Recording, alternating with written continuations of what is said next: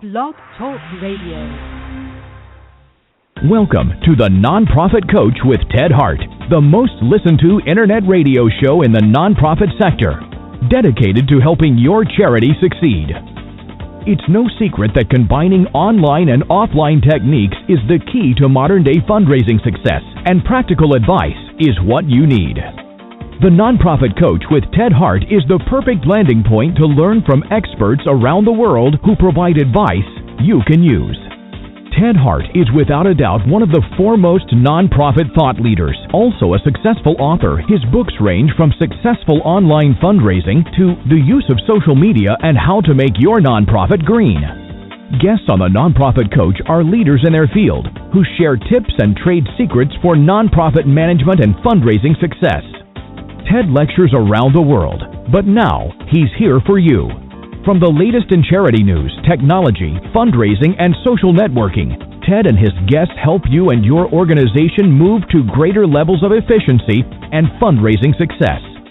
This is a live call-in show. Add your voice by calling 347-324-3080. After the show, you can find all our podcasts at tedhart.com. Click on Radio. Don't forget to dial 347-324-3080. Now, welcome the host of the Nonprofit Coach, Ted Hart. And welcome to this latest edition of the Nonprofit Coach. Thank you so much for joining us today. This is one of the biggest shows of the year. Any time that Penelope Burk is here on the Nonprofit Coach, it is one of the biggest shows we have. As a matter of fact, Penelope Burk is the number 2 largest listenership on the Nonprofit Coach of all time. The only person who could edge out Penelope Burk was Kay Sprinkle Grace, who is number 1 of all time, and there is only about 90 listens that separate the two of them. So they are in a league of their own at the top of the rankings here on the Nonprofit Coach. It's always a pleasure to welcome Penelope back here. So she will be our page 2 expert. As our announcer mentioned, this is a live call-in show, so feel free to call in and ask questions of Penelope when we get to page 2. You can also join me over in the chat room. See a few folks over in the chat room. Please feel free to ask questions there. Or, as always, you can email me your questions at tedhart@tedhart.com. Here on the Nonprofit Coach, we always start the show with page 1 news.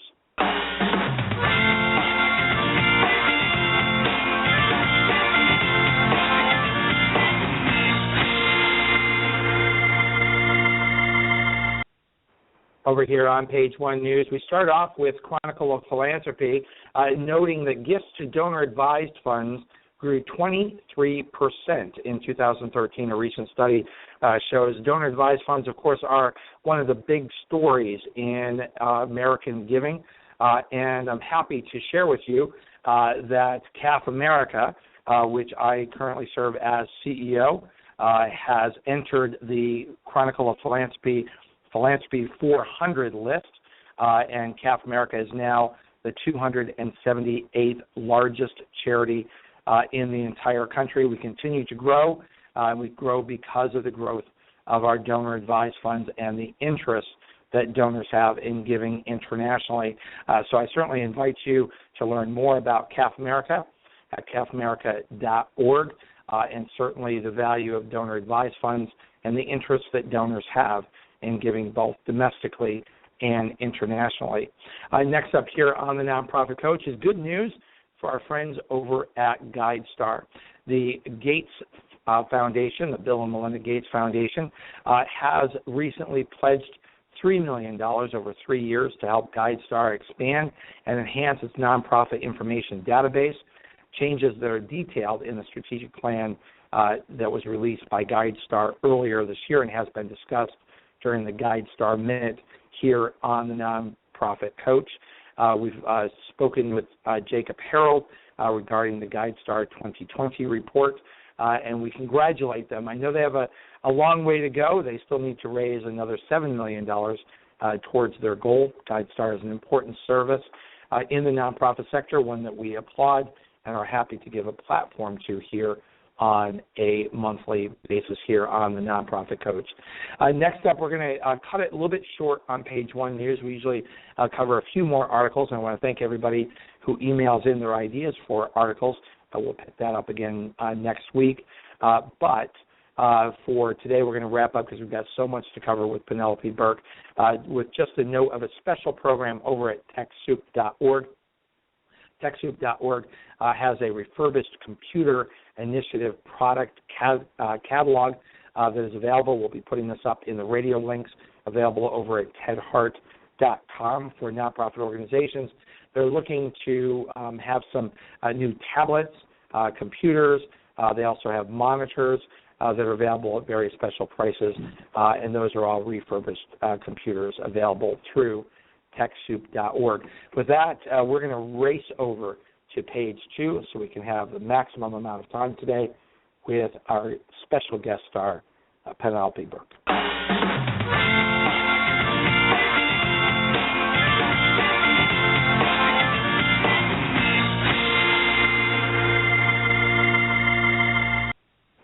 Penelope Burk almost needs no introduction here on the Nonprofit Coach. She is so popular and always does so well. She's an author, trainer, and presenter. She's the president of Cygnus Applied Research. For over 40 years, she has been in the nonprofit management sector, working in fundraising and research. A native of Montreal, Canada, which, of course, I'm very pleased to note that just this year, CAF America has opened a subsidiary called CAF Canada, now with CRA approval in Canada, to allow Canadians to make international project funding out of Canada. So we're very pleased to be partnering with a number of people in Canada to make that possible. Penelope began her professional career in market research, public relations, and fundraising. This is in her DNA. That's why she's so good at this. Welcome back here to the Nonprofit Coach, Penelope Burk. Ted, hi. And the first thing I want to say is congratulations on your fund. That's a phenomenal performance. Well done. Well, thank you. We're so excited to have you back here on the show. My goodness, were you aware of the fact that you are number 2 of all time here on the Nonprofit Coach? No, I was not. So I'm thrilled, and I must say I'm even happier that I'm behind one of my very favorite people in the not-for-profit sector. Kay is absolutely amazing. Yeah, Kay Sprinkle-Grace. Of course, just for all of you playing at home, checking your calendars for upcoming shows, Kay Sprinkle-Grace, of course, is so popular here. She has a set date on the Nonprofit Coach schedule every single year. She is our final show of the year before we go on holiday hiatus. And so this year, Kay Sprinkle-Grace will be back here live on the Nonprofit Coach December 9th, which is our last live show before we go on holiday hiatus. So, the two of you right at the top of the show, but I'm actually going to spend a little bit more time here at the top of the leaderboard here at the Nonprofit Coach, because number 1 is Kay Sprinkle-Grace, number 2 is Penelope Burk, number 3 is Jen Fila and Helen Brown, also looking at prospect research. And when I keep going down and looking down where all of these popular people are here on the show, it seems that data matters, strategy matters. This is, of course, where you excel. So start off before we get into the Burk Report and talking about all of that, what's happening in the nonprofit sector in this turn to data? You know, it's a really big deal. And I have to say that while senior fundraisers and consultants and their huge body of knowledge is vital to the charitable sector as a whole and to fundraising in particular, today fundraising practitioners on the front lines and their managers in the back room want opinion backed up by research, and not just research with fundraisers and charities, but research with donors. So it's essential that this combined information from how donors think, what they want, what their plans are for the future, is taken into account when people formulate opinions or ideas about what matters in fundraising and where it's going in the future. Of course, you were way ahead in this area. You were providing data and doing surveys of donors way before anybody was really thinking that this was important. I think you led the way in helping people understand that we can understand more, that there is a science side. It doesn't take away the art side of fundraising. It doesn't take away anything from the very personal side of fundraising. I want to talk a little bit about and just point out to everyone, I think a very smart and important change in your annual survey that we're going to be looking at today, and that is it's been rebranded the Burk Donor Survey. And, of course, you're so popular and so well known. Talk to me a little bit about why the change, because I think it's a smart one. You know, it's an interesting thing. If I were advising a client who had 3 commodities to brand, I would say never do that. And but we were doing it ourselves to some degree. As it turns out, both my name, because I'm out there doing a lot of speaking engagements, and the phrase donor-centered fundraising, which became branded to us when I published my original research work, and then the third name, Cygnus Applied Research, which is the company that does the research behind me. We were attempting to brand all 3 things simultaneously, and most people didn't understand what Cygnus was. And then, of course, we realized that it didn't matter whether they understood it or knew the name or could pronounce it, because most people pronounce it Cygnus, and that it was better to actually capitalize on the known commodity, which is my name, and that's why we've changed. Well, I think it's a smart move. Let's get right into the 2014 Burk Donor Survey, which, of course, is one of the leading voices in understanding and sort of getting into the heads of donors. And you have seen a change in the focus, the makeup, the characteristics of donors over time, what they're looking for. I think the bottom line, and you're going to take us through a lot of the data, is that donors are far more savvy and expecting far more transparency than ever before. Yes, are they ever? And they can articulate what they want very clearly. They're very, very attached to their philanthropy, which is wonderful, and that really takes them a long way towards saying yes when we ask them for money. But they're also incredibly strategic today about who they choose to give to, who they stay with long term, and who they feel deserves their most generous gifts overall. So we've been doing the Burk Donor Survey now for 6 consecutive years, and every year I say to myself, this year's study can't possibly be as interesting as last year, and every year I'm wrong, so I'm thrilled to be giving you the 2014 statistics on the Ted Hart show today. Yeah, well, thank you. Let's start off with what surprised you most. I think the number one finding, and it's so positive, is the extraordinary attachment of young donors under the age of 35 to their philanthropy, and what those donors have been doing regarding giving, and even more important, what their future is when they look ahead at their philanthropy, what they think they can do this year, what they're planning to do on the longer term, and then what's getting in the way of maximizing young donors' giving. So there's nothing uninteresting in our research study, but I think as a theme, that one stood out over and above everything else this year. Yeah, I'm looking at this statistic right now, which is absolutely astounding. Help me put this in historical context. The youngest donors in your survey, under 35 years of age, were most likely to report having contributed to more causes last year, 41%, than were middle-aged or senior donors. Now, doesn't that turn conventional fundraiser knowledge on its head? It may be that we've only not thought about it in the past by age group, because we capture a lot of young donors in their first few years of giving, understandably. Our youngest donor in the survey this year was 16. So they are more likely to be the age group that is adding to the volume of causes they support. So if we only looked at last year on the question, did you give to more or fewer causes than you supported the previous year, the number is up. And on the short term, that looks good. But if we look at what middle-aged and older donors are doing with volume of causes, and these are the people who are more likely to have settled into a pattern of giving now and have sort of a fixed number of causes they support. When I look at that, the oldest donors in the survey, over 65, support far more causes than middle-aged donors do. And that speaks to definitely a challenge for fundraisers and a long-term behavioral pattern that is definitely shifting. But also is potentially more positive than I think a lot of authors or others may have given credit to younger people.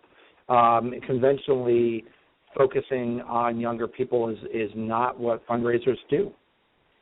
No, and the reason for the focus, and it's definitely understandable, but we leave a lot of money on the table, is that one of the flaws in fundraising, as we know it, is that we make a lot of our decisions about what to do with a donor next based on the value of the gift they gave us most recently or the accumulative value over a period of time. And the youngest donors, our youngest donors in our survey, made gifts last year that were only 10% of the value of older donors. And this is even when we take out young donors who are unemployed or full-time students. And we look only at employed, young and middle-aged donors who are still in the workforce. Still, only 10% of the value of gifts. And if we're making decisions based on gift value, then we're missing potential. So there are good reasons why the survey's youngest donors are giving so modestly. The key reasons are underemployment and student debt, both of which are horrendous for young people. And these things are holding their gift values back, but they're not holding their philanthropic spirit back.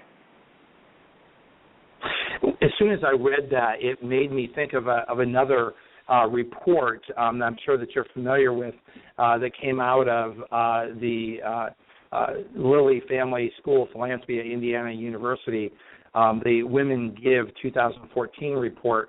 And in that report, it mentions that millennial and Gen X women who are single and unaffiliated with a religion gave 2.5 times more money to charity than their older, similarly secular counterparts. Yes. And that giving also doubles that of peers who have loose ties to religion. So within that sort of younger cohort, do you also find that young women are moving to the head of that line? Yes, in areas where we compare gender and age. It's a product of the times, and that women who are employed are likely to be employed in similar professions as men, not earning the same amount. Interestingly, we're still finding that women across the board, even among the youngest women in our survey, are still earning only about 80% of what men earn for the same jobs. And by the way, in the fundraising business, it's even worse at 76%. That said, that's really for the same position. Yeah, sorry. For the same position, so pay is not moving more in parity, even in the nonprofit sector. No, it's better, but it's not there yet. So given the results of the research that you quoted, women really are making quite a phenomenal statement about their philanthropy by giving generously and often giving more generously than men, in spite of the fact that they earn less money. So how did donors give in your report? What were the ways that they were likely to give? Well, they're giving all over the map. You know, direct mail is still a preferred method of giving, but now only for donors over the age of 70 in our research study. And when I look at that age group and cut that data even more finely, we're really looking at donors who say their priority giving method is direct mail, and they're over 75. So everybody else under 70 has shifted to a preference for electronic giving in one form or another. But I still want to say that how a donor transacts a gift and what influences them to want to transact a gift are often two different things. So while middle-aged, yeah, I was just going to say that's the crux of the strategy, right? That comes out of a report like this is don't jump to the conclusion and say, okay, I dropped my direct mail, because direct mail is changing in its influence and how it's going to be transacted, and it's the marriage between online and offline. Is that correct? Absolutely. When we asked donors about giving for the first time this year, only 10% of donors who made a first-time gift to someone within the last year said the mission of the organization was entirely responsible for that. 90% of donors said there were several factors included, and among those factors are how we are communicating outward to existing donors as well as prospective donors for the future. And donors will see, for instance, a direct mail appeal, and they may not respond in any way to that appeal at that particular moment in time. But over time, the accumulative appeals that are coming through the mail, plus other marketing efforts coming in other ways, eventually inspire someone who is aligned with the cause to start giving. And you can never trace it back to one thing. And so in that regard, depending on fundraising alone, as opposed to fundraising and marketing and communications, lessens your ability to attract new donors. But also depending on only one fundraising methodology is a dangerous approach to take as well, both in acquiring donors and in renewing donor support. Well, this is where we start getting into the real meat and potatoes of how do you use data, how do you strategize on a report like this? Because I think I find, and you probably find the same thing, is that a lot of fundraisers just tell me what's the silver bullet. How do I do this? So what is the recipe here? And I think what comes out of your report is there isn't a recipe. There is data that can help guide you, but just as you pointed out, don't jump to the conclusion to say, okay, well, I'm going to cut my direct marketing budget because Penelope Burk says it's all about online. Well, you're probably going to hurt your program if you do that because you're not paying attention to the nuance of what donors are saying. That is true, but you could, here as you said something really important, and I want to jump off that and say, for example, though, in managing a fundraising operation and working within a limited budget, as everybody has to, then how do you look at your direct mail program, for instance?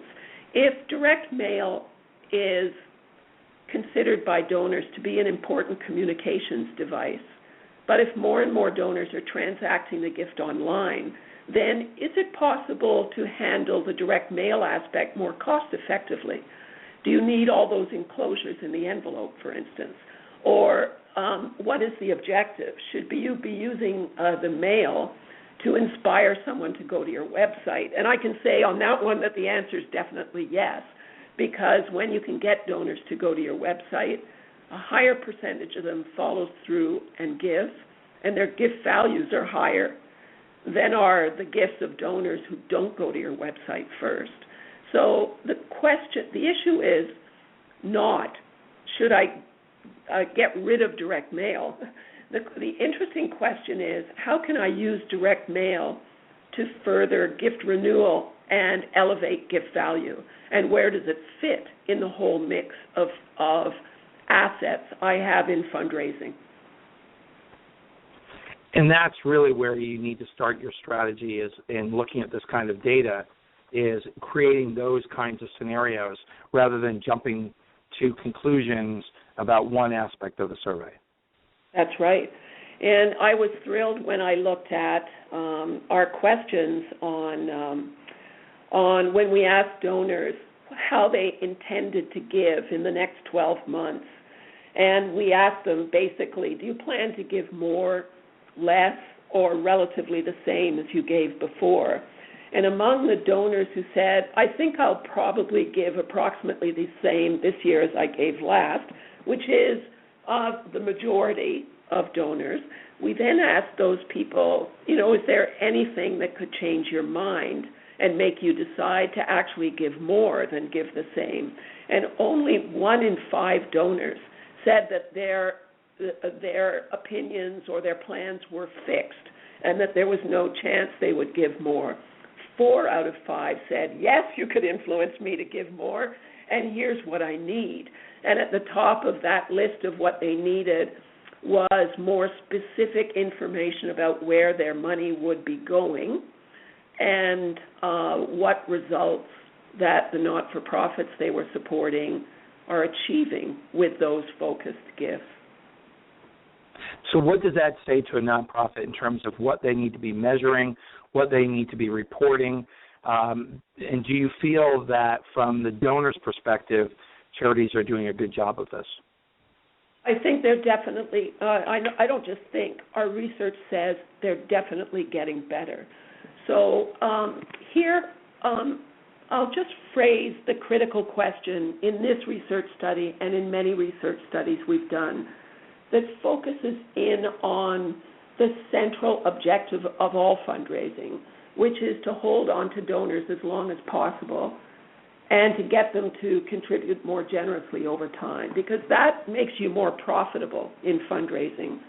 And here's how we phrased the question this year to give donors an idea of what the possibilities were out there for their philanthropy. We said this: soon after making a first gift, and first gifts, by the way, tend to be not generous within donors' means. More than 70% of donors, when they make their first gift, deliberately make a contribution that is smaller than they could have made at that moment in time. So is there some measure to that, how much smaller than capacity that first gift might be? Well, the measure we have found comes after the fact when we test donors after making a first gift, and we find that about anywhere between 2 to 6% will jump to a major gift from an introductory level gift right after, if they're given the treatment they need, and an additional 35% or so will move their gift value up substantially, not up to the major level, but substantially. So we're looking at almost 40% of donors who make a first gift are capable and willing to make a much larger gift if they get what they need. So it's quite exciting. And what are those triggers? What are those? How can our listeners today trigger that kind of response? Well, we've been asking the following question now for 15 years, and I'm pleased to say that donors' answer is still the same. So here's the scenario we put in front of donors. Soon after you make a first gift, you get a prompt and appealing letter of thanks in which you're told about the program or the project to which your gift will be assigned. Later on, down the road, you receive an evidence-based update on how that program has progressed to date and the role that donors' gifts have played in that success.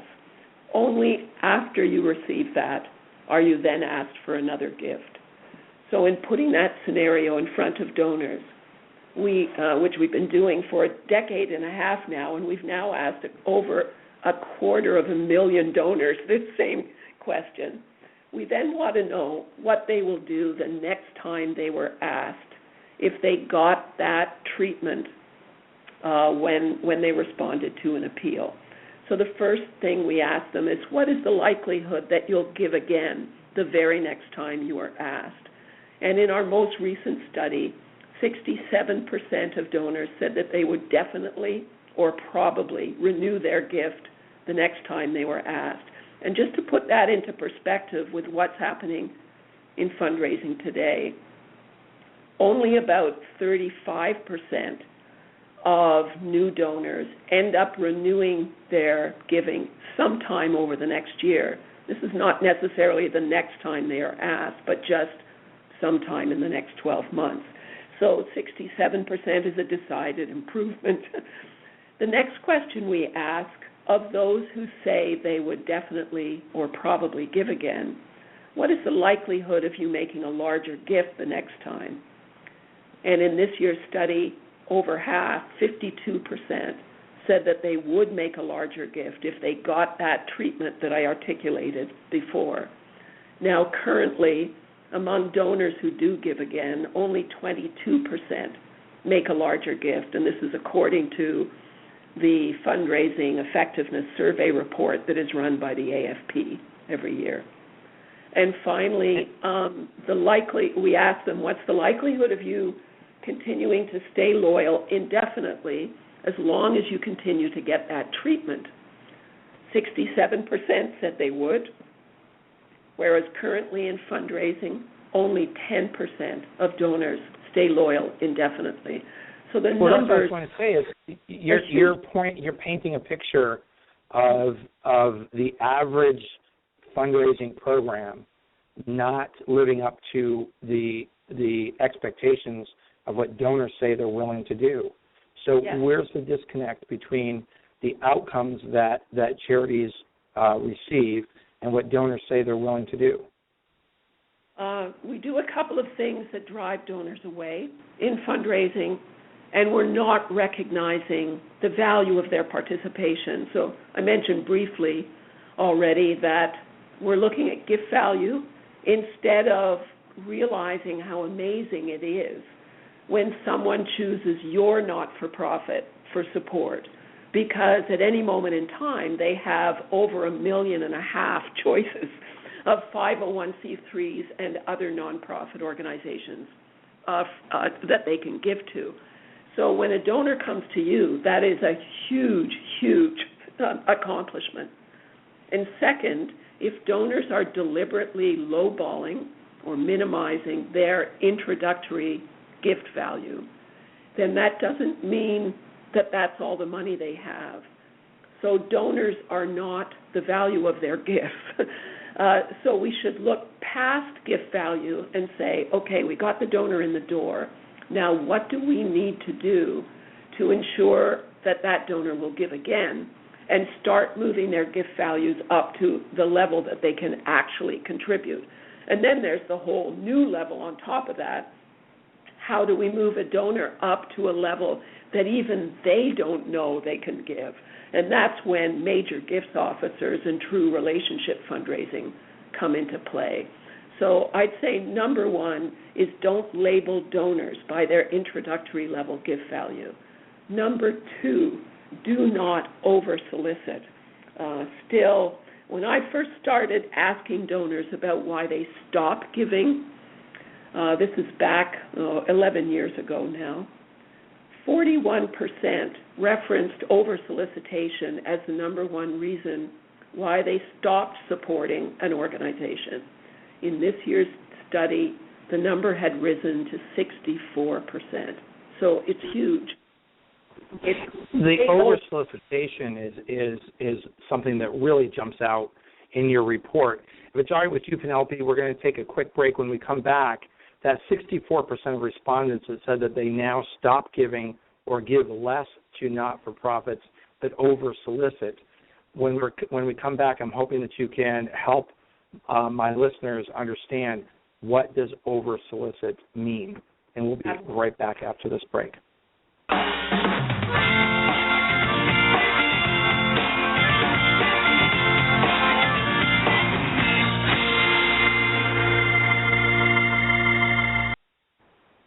Thrilled, of course, today to have Penelope Burk here on the Nonprofit Coach. This show is always one of the biggest shows of the year. I want to share with you and get your calendars out the remaining shows between now and when we go on winter hiatus as I mentioned, on December 9th. Next week, we will be here with Meredith Hanks researching to find more money. We then have Ken Berger, another very popular show here on the Nonprofit Coach on December 2nd. He will be here to answer all of your questions, to talk about Charity Navigator.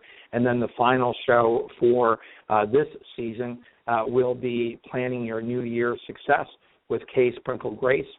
She will be here with us on December 9th, and we'll wrap up the show for the winter holiday, and then we will be back with you in January live after the holidays. And we're going to head right back to the show so that we can learn more from Penelope Burk. Remember, our podcasts and archives are always available 24 hours a day at tedhart.com. Click on radio links. If you're listening live today, the phone lines are open. Call in and ask a question by dialing 347-324-3080. Now, back to the Nonprofit Coach with Ted Hart. And we are back here live with Penelope Burk. We are discussing the very important and always sought-after Burk Donor Survey, where philanthropy is headed. And when we went on the break, Penelope, we were just looking at this very important statistic that you have brought forward, that 64% of respondents said that they now stop giving or give less because of over-solicitation. What does that mean? That's grown from 41% when you first started asking that over a decade ago, which means that a lot of charities are really ticking off their donors by asking too much, but how much is too much? Well, it's an interesting dilemma because there's two ways you can look at over-solicitation. One is too many not-for-profits asking a donor for money, and the other is a single organization asking too often. But I can sort of narrow this down for everybody listening because you can't do anything about who else is soliciting your donor. So I wouldn't worry about the first definition. The second one is really interesting, though, because when we ask donors how many appeals from a single not-for-profit are acceptable over the course of a 12-month period and how many is too many, they don't end up giving it a number. And initially, when I started asking, I was sure they would say, 2 is okay, but 3 is too many, or 4 is fine, but 5 is too many. But they define it differently. They say over-solicitation to me means being asked to give again before I'm satisfied about what happened with the last gift. So there is an unavoidable connection between how often we solicit and whether or not we communicate in between those appeals to donors about what's being accomplished. If we don't communicate, or if we do communicate but we solicit so often that the donor doesn't realize that this is information as opposed to another appeal and just dumps the email or throws out the envelope unopened, then we are hurting ourselves. So rampant solicitation can leave donors with the feeling that all we ever do is ask, and we never talk to donors about what we're accomplishing. And that just doesn't work for them. They need to hear that information. They need to get it unencumbered. In other words, if you're phoning a donor to ask them to give again, it's not good enough to say, and by the way, here's what we accomplished with the gift you gave us last time. Now can we have some more money? Because they'll see that only as a setup. A solicitation is a powerful thing, and it overwhelms anything else you're trying to say to a donor that justifies why you're asking again. So it seems that the best relationship between communication and solicitation is that when you are asking for money, do it well, do it boldly, go forward with confidence. But when you are communicating results of what donors' previous gifts have accomplished for you, do that very deliberately and don't encumber it with an appeal. So it sounds to me like you are talking about good old-fashioned stewardship, something that has been talked about for decades, if not longer, and few seem to get it right. Yes, it is stewardship, but stewardship exists in a phenomenally sophisticated way at the high end of fundraising, when donors are giving very generously and they have relationship managers assigned to them. Major and planned gifts fundraising are, donor-centered, very appealing to donors right from the get-go. And the issue is, though, that most donors are giving below that threshold that would qualify them, supposedly, for that kind of treatment. And that's a mistake. Fundraising at the bottom end, when we're talking about large number of donors giving relatively modestly, is more passive than active. And what I don't mean by passive is that fundraisers are sitting around with their feet up on the desk. That's not true at all. Passive fundraising is very hard work. It actually takes longer to do than active fundraising. What I mean by passive is we do kind of the same things with a large number of donors, and then we notice the ones who tend to give very generously, even though the same approach was offered to all donors. And then we treat those donors at the top differently. The problem is, though, that all donors need good information about what the charities they support are doing with their money in order to even want to give again, let alone want to give more generously. So if we withhold good information from a donor just because they have not given over a certain threshold, then the only people we're actually hurting are ourselves. Because in the absence of information, donors move on to the next not-for-profit, and we lose that huge investment made in acquiring them in the first place. And then we lose untold revenue that we would have made had we kept that donor giving over a longer period of time. I often refer to those donors here on this show as donors with training wheels, because they're testing us out, they're trying us out. Do they like us? Do we treat them well? Do we communicate well? And what it sounds like is oftentimes we don't. We disappoint our new hopeful donors with training wheels, and they take those training wheels and they move on and try to find somebody else who maybe can meet their expectations. Yes, but here's where I'm very sympathetic with fundraisers, because nobody knows whether a particular donor will give again or whether they'll give more generously. And to invest up front in the hope that donors will give again is a scary thought. And frankly, that's why we do the research that we do. So we are able to answer the questions that a fundraiser can't answer by looking at their own data.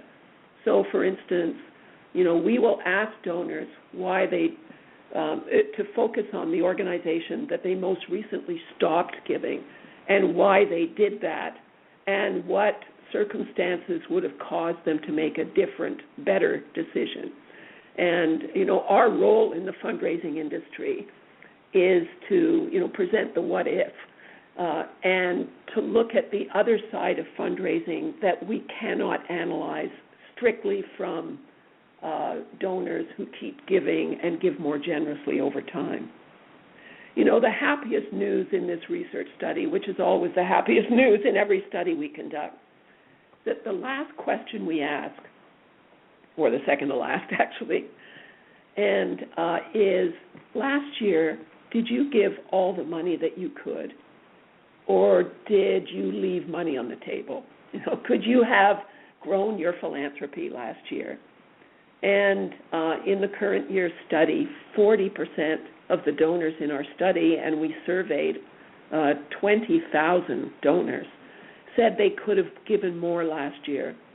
And some of them said they could have given a lot more, but they're holding their philanthropy back. So the really, really good news is that we've nowhere near tapped out philanthropy. And I don't think we ever can, because when I ask that question, I'm asking donors to consider giving more right now and their capacity to do so, not sometime in the future when their ship comes in, but right at this moment in time. So if 40% of donors could give more right now, what if you put a skilled, trained, major gifts fundraiser in front of those donors? I bet that number would go even higher. Because so we need charities to be looking deeper into their donor pool, to be providing more of a donor experience. In your research, you take a look at donor recognition or thank yous. I was wondering if you could talk a little bit about what charities may be doing in terms of name recognition and plaques and token gifts and things of that sort, which so many charities do, versus those things that donors say are really meaningful and they wish you would do more of. You know, it's a fascinating area because fundraisers allocate quite a bit of their budget to donor recognition, and it takes a lot of staff time. So knowing what works well and what works less well is really critical to assigning budget and talent where you can get the best bang for your buck. So in 15 years of research, I've been able to conclude that recognition falls into two categories: experiential or stuff things, or tactical. And experiential recognition is incredibly popular with donors, and it is highly effective at influencing retention and higher gift value. So what does that mean? What would be an example of experiential? A great example of an experience is a donor recognition event. When you can get a donor into a donor recognition event, those events are hugely impactful on donors' decisions to give again. We studied that very thing very recently. And among donors who had attended at least one recognition event in the past year, 86% said they were incredibly positive experiences. We wanted to know what they meant by incredibly positive. What are the things that they remember that stood out? Number one, learning more about how my gift and other donors' gifts are being used. Number two, meeting the people behind the organization. Number three, meeting other donors who support the same cause. Hugely valuable to donors. Then we said, think about the last recognition event you attended. How did it influence the next gift you made, or just the decision to make the next gift?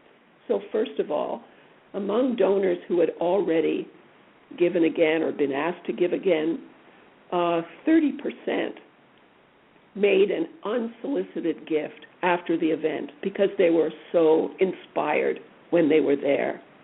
An additional 40% made a gift when they were asked to give that they can attribute back to attending the event. In other words, they gave because they had been at the event.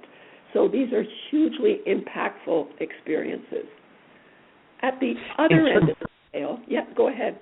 Well, I was just going to say, in terms of, and correct me if I'm wrong, but in terms of all the things that you study and all the things that strategy that can come out of the Burk report, this seems to be one of the most concrete, clear black and white differences between what charities may be doing now and what they should be doing, and they have the capacity to make that change. Absolutely. Would that be correct? It's very correct. It's on donor recognition, we can decisively say the number one thing that inspires donor loyalty is a thank you letter. And it's something everybody's doing already, but doing it well and doing it promptly are what donors say is critically important to them. Thank you letters, donor recognition events, a thank you call, picking up the phone and saying to a donor, I don't get to talk to you very often, but I know you're out there, and your loyalty is so appreciated by us. There's no way we could do what we do if you didn't keep giving. That kind of momentary contact that takes less than a minute to do, even leaving a voicemail, has a huge impact on a donor's decision to give again and give more generously.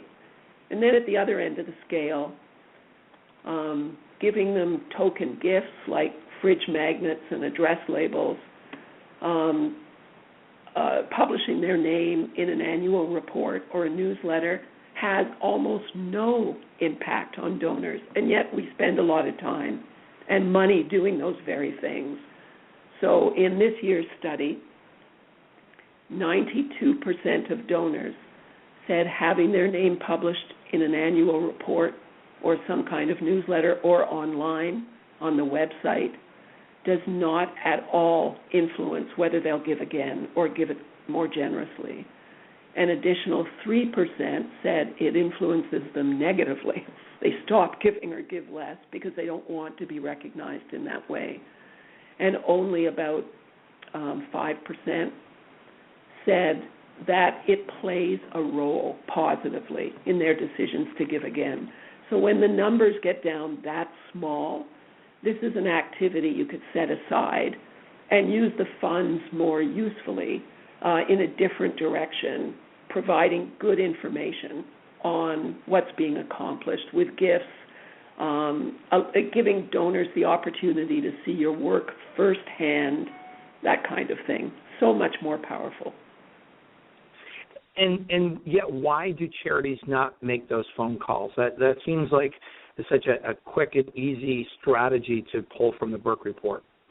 Well, they do, and it's happening more and more now. When I first published my initial research and testing on the impact that calling a donor to say thank you had on fundraising success, nobody had ever done it. And donors would say, when I asked them, what do you think you would do if a board member or a staff member called you to say thank you? They were just blown away. But now a lot of not-for-profits are working this into part of their donor recognition program, and with very good results.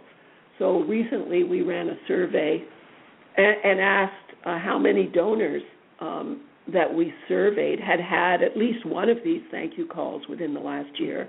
And it was around 3,500, which is a lot of donors. And so we zeroed in on that group of donors and said, what happened after you got the call? And similar to what I talked about with the donor recognition event experience, some donors gave unsolicited after the call, but most donors waited until they were asked again to give somewhere down the road. And they remembered the call, and the call was the thing at the top of the list that inspired them to give again. So it's a great... I wonder if that's partly because it is so rare, it has even more meaning. Yes, it's rare and it's personal because donors acknowledge, and the donors are just so unbelievably amazing. They're generous in so many ways, and they're generous to us in our research studies. One of the things they say is, in the end, writing a check is easy. Giving your time is the thing they admire most. And everybody is short of time. We're all running flat out. And so a donor looks at a leadership volunteer, for instance, someone sitting on a board, and says, that's the ultimate in community service. They're giving their time, which they probably don't have. They're making decisions at a very serious level. They're contributing to community in the most positive way you can by volunteering. And so if a board member calls me to say thank you, I feel that I have been honored at the very top of the charitable organization that I've supported. And because they don't have to call me, and because their time is so precious, when they do, I am so delighted that it's a no-brainer that I will give again and that I will give more generously. Well, these are very important clues that you're giving to us here, and of course your report and your time here on the Nonprofit Coach is always one of the highlights of the year. We've got about 5 minutes left, so what I was hoping you could do is give us a snapshot of who are these donors, because I noticed in your research really skewed on the education spectrum. But also I want to make sure that my listeners, before we say goodbye, know how to reach you. Well, the reason we can attract so many donors into our studies, and I'm pretty sure that our studies, which on average bring in 20 to 25,000 donors at a time, are the biggest studies by volume of active donors responding. And it's made possible because we partner with not-for-profits all across the United States and in Canada. And our partners who range from, as you mentioned, universities and colleges, religious organizations, arts institutions. We cover all 9 sectors of the not-for-profit sector. Our partners reach out to their donors via email and ask them to go online and complete our anonymous survey. And in the survey, we're not asking donors about how they give to our partner or what their opinions are of our partner. We're asking donors about their philanthropy in general. And so partners are very eager to participate because they get good information back, and they get it all for free. So our partners get our full 100-page report, a private webinar where I discuss the findings early with them before they're released to the public. And as such, our partners often come back year after year, but we're always welcoming new not-for-profits into this study. So if any of your listeners are interested in learning more about what it takes to be a partner in the study for 2015, they can go to our website at cygresearch.com, and there's lots of information there about what partners do and what they get in return. So if it and of course, we'll provide that link in the radio links at tedhart.com. And I know that Diane, our producer, always makes sure that we get you back on the show for a page 1 spot to let us know when people should be signing up and information on deadlines and things of that sort. So we try to do our best to bring new blood into the Burk Report. I know we are winding up. We're almost at the end of your show. One other question that we asked, which was astoundingly revealing, was, can you remember the first time you ever made a charitable gift? And as I mentioned earlier, we have donors in our survey who are 70, 80, and over 90 years old, and most of them could still remember the first time they gave. And if you have a minute, I can give you just an idea of some of the 12,000 stories that we got from donors about their first giving experience. I'll give you a deal. If you can do it quick, I can give you 45 seconds, and then I have to say goodbye. I can definitely do that. So here's one from a young fundraiser, a young donor, I should say. My first gift was to a political campaign when I was in high school. I liked the speaker, and so I gave him quite a large amount for a young kid, $25. The candidate was delighted, but he was a bit embarrassed, too, that he was taking this money from a teenager. So he tried to give it back to me, but I said, no, please accept it. I thought he was sincere, which made me really want to give. Here's another one from a mother. My daughter suffered from mental illness all her life. Eventually, she committed suicide. That's why I give. Here's one. Very, very, very personal. I'm going to have to say goodbye because I don't want to miss the opportunity to say thank you, Penelope Burk, for another amazing show. Thank you for continuing to do all that you can to help advance the cause of fundraising and philanthropy. And I'm already looking forward to next year's show. Everyone, join us here next week here on The Nonprofit Coach. Thank you, Penelope. Thank you, Ted. You've been listening to the Nonprofit Coach Radio Show with Ted Hart. Tell all your friends to check out our production schedule and download our iPod and iPad-friendly podcast at tedhart.com. Thanks for listening to the Nonprofit Coach. Have you Googled yourself lately? Are there negative posts from an ex-employee or from a former client? Maybe an outdated news article? Search engines don't always get it right. For right or wrong, it's your reputation on the line. That's where Reputation Defender by Norton comes in. Take control with Reputation Defender. Their cutting-edge approaches help you to wipe away unwanted information in your search results. They also promote the good stuff. You can start by getting your free Reputation Report Card at reputationdefender.com or call 800-811-4975 to speak to an expert. Top reasons your career wants you to move to Ohio. So many amazing growth opportunities, high-paying jobs in technology, advanced manufacturing, engineering, life sciences, and more. You'll soar to new heights, just like the Wright brothers, John Glenn, even Neil Armstrong. Their careers all took off in Ohio, and yours can too. A job that can take you further, and a place you can't wait to come home to. Have it all in the heart of it all. Launch your search at callohiohome.com.